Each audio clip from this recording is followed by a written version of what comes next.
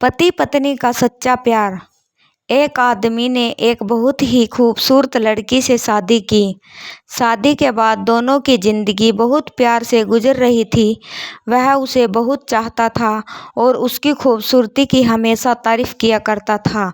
लेकिन कुछ महीनों बाद लड़की चर्म रोग से ग्रस्त हो गई और धीरे धीरे उसकी खूबसूरती जाने लगी। खुद को इस तरह देख उसके मन में डर समाने लगा कि यदि वह बदसूरत हो गई तो उसका पति उससे नफरत करने लगेगा और वह उसकी नफरत बर्दाश्त नहीं कर पाएगी।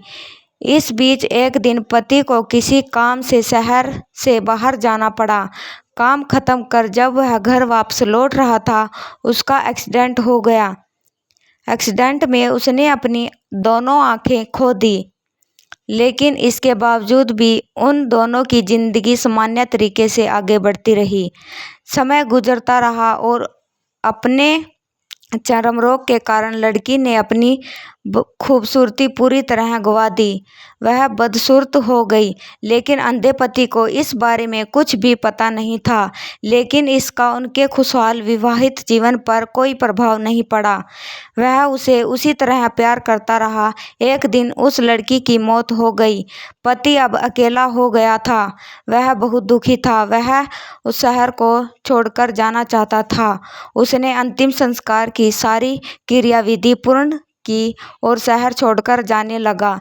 तभी एक आदमी ने पीछे से उसे पुकारा और पास आकर कहा, अब तुम बिना सहारे के अकेले कैसे चल पाओगे?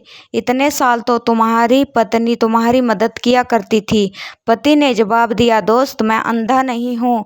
मैं बस अंधा होने का नाटक कर रहा था, क्योंकि यदि मेरी पत्नी को पता चल जाता कि मैं उसकी बदसूरती देख सकता हूँ तो यह उससे रोग से ज़्यादा दर्द देता।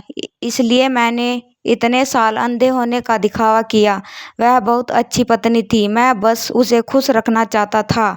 सीख: खुश रखने के लिए हमें भी एक दूसरे की कमियों के प्रति आंखें बंद कर लेनी चाहिए और उन कमियों को नज़रअंदाज कर देना चाहिए। अगर हमारी स्टोरी अच्छी लगी तो लाइक करें, शेयर करें, कमेंट करें और चैनल को सब्सक्राइब करें। धन्यवाद।